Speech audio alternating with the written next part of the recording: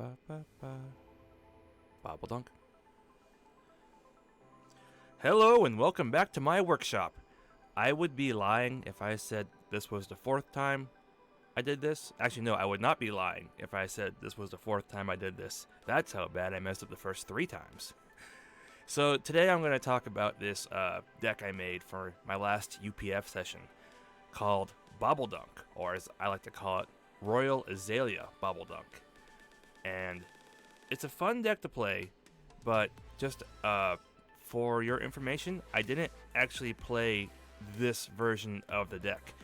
This is the original version of the deck I designed and made changes from there. And I'll get to that later, but the reason why I'm bringing this deck up is because I plan on modifying it as soon as Bright Lights comes out. There is one card in the set I want to add, and I'm going to have to restructure this whole deck to work around it. So, neat. But before we do that, let's look at the deck I did design and what its flaws are and what I was thinking at the time when I made it. So this deck uses Azalea because I need a ranger or an assassin for this deck to work. I chose Azalea. She's the OG ranger. Made perfect sense. Her ability, once per turn action, put a card from your arsenal on the bottom of your deck. If you do, put the top card of your deck face up in your arsenal. If it's an arrow, it gains dominate. We don't really actually use this ability too much. There are probably 6 arrows in this deck, and we really rarely ever use her ability. Bullseye Bracers is our main equipment because it's good. It gives us a free arrow to shoot if we need it, and has Arcane Barrier.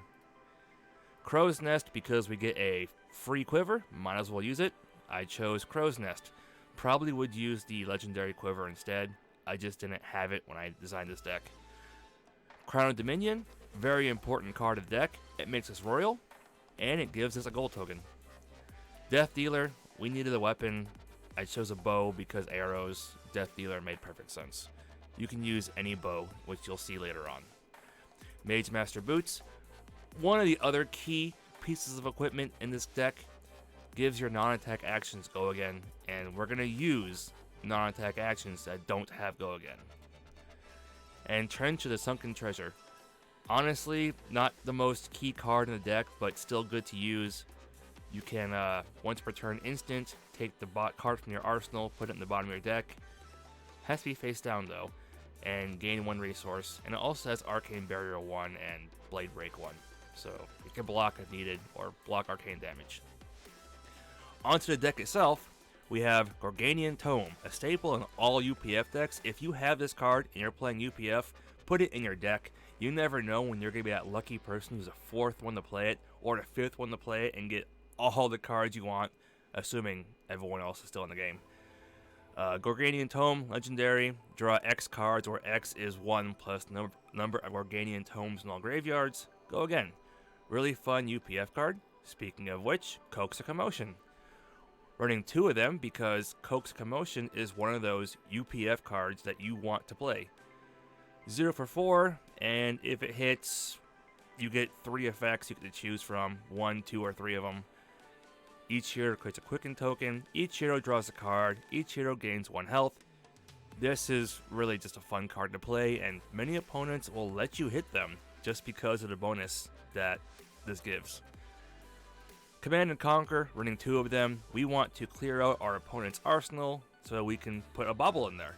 Command and Conquer is perfect for that. It's a 2 for 6, blocks for 3, and pops Phantasm, which you never know when you're going to have a Prism or Dromite in your UPF game.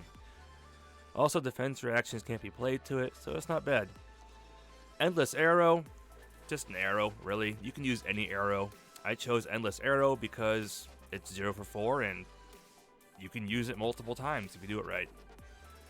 Imperial Warhorn, a very important card for this deck.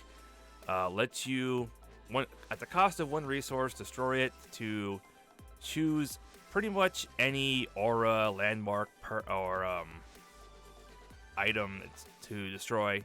Because you're royal, you get to choose yourself, which is very important later on. Mischievous Meeps, just a fun 1 for 2 card. Honestly, it's the only reason it's played. You could replace it if you wanted to, but I think it's fun. Oasis Respite to keep you alive, or your opponent's alive. You never know when blocking 4 for someone else could keep you in the game longer. Promise of Plenty is our alternative way to Bauble Dunk someone. If it hits, everyone puts a card into their arsenal, assuming they have a space. Razor Reflex makes sure Promise of Plenty hits, or Endless Arrow, or Coax Commotion, whatever you want to hit with. Red in the Ledger, because Azalea just makes opponent not be able to kill you. Snatch, not really a key card. It's just there because if you have one card in hand, there you go. At 0 for 4, draw a card if it hits. Cash in, really just there because we have the gold. So yeah, use it. Draw 2 cards. Codex of Bloodrot, probably the least useful codex in this deck. Really, it's just there because giving everyone Bloodrot tokens is fun. You could replace this. Codex of Frailty, best assassin ranger card in the game. We run 2 of them because it's that good. If you don't have 2, run 1. If you don't have 1, don't worry about it. It's not gonna be that key to this deck. It's just a really good card to have. Codex of Inertia, the almost center focus point of this deck. Each hero puts the top card of their deck face down in their arsenal, and each hero that does discards a card, and then it makes an inertia token for everyone. Now, an inertia token puts all cards in hand and arsenal into the bottom of the deck. We don't want that, so if we're going to Bauble Dunk someone, we gotta destroy that inertia token, which is where Imperial Warhorn comes in, to destroy that inertia token that is under their control. Good Deeds, running 2 of them because why not? It's a fun card for UPF, and it can make you allies. Allies are a good thing to have in UPF. And to go the opposite direction, we have Plague Hive. We're just going to give everyone random poxes because why not? You get a pox and you get a pox, and yeah. Remembrance, because as you've seen so far, we've only had like 4 arrows show up. We're going to need to recover our attacks. So Remembrance is there. It could also bring back our next card if we wanted to say Bauble Dunk a 3rd person. Xmas Present. I'm not going to say the first word because some people don't like cursing. Put a cracked Bauble from outside the game on top of target hero's deck. That's why we are trying to Bauble Dunk someone, because this card exists. Aspire Sniping, it's a blue and it lets you pseudo-opt. That's the only reason it's there. You can replace that. This round's on me. Good card for UPF. Everyone draws a card, and attacks that target you are weaker. It also makes you a bit of an ally to everyone. And Warmongers, we're running 2 of them because it's just a fun card to play. Not essential, it's just kind of fun to play this card. And that's version 1 of this deck that I designed. And I was going to build this deck and try it out, but I ran into a few problems. The biggest one being I don't actually own Plague Hive, but it also turned out I did not own a single copy of Codex of Inertia, despite thinking I did. It turns out I only owned Frailty and Bloodrot. I didn't own Imperial Warhorn either. So that threw a bunch of wrenches into my plan, as my UPF game was coming up soon and I had no time to order the cards to get them. I wasn't going to spend too much money. So next came my better idea. I believe it was this one. Bauble Dunk Copy. Oh yes, Bauble Dunk Copy was essentially version 2 of the deck. And let's see. I made a few changes to this deck to help it run better, but also to work with the cards I have. Equipment, hero, all the same. Everything up to Promise of Plenty. So at Promise of Plenty, we added the blues. Why? Because we wanted to add more ways to bubble dunk our opponents. The blues are very little threatening damage. So if you can negotiate with, say, a person to your right, if you wanted to bubble dunk someone to your left, you could say, hey, let me hit you for one. I promise it'll be funny. And they might agree to that. And if they don't, Razor Reflex. It looks like besides and we added Knock the Death Dealer because I'm running Azalea. Why didn't I put that in the first time? Honest answer, I don't know why I forgot to put that card in. And when I realized that there's no way for me to actually Xmas Present twice in a turn, I remembered there's a potion called Time Snap Potion. Gain 2 action points. That means I can play both of these on the same turn. And I believe this is the version of the deck I ran. But we'll double check that with the actual cards in my deck. So looking at my deck, it looks like it was exactly the same deck I did show on February. I am missing a Warmongers. There it is. But yeah, it's the same deck, except for one card was different. I forgot to change on February, and that was in the equipment slot.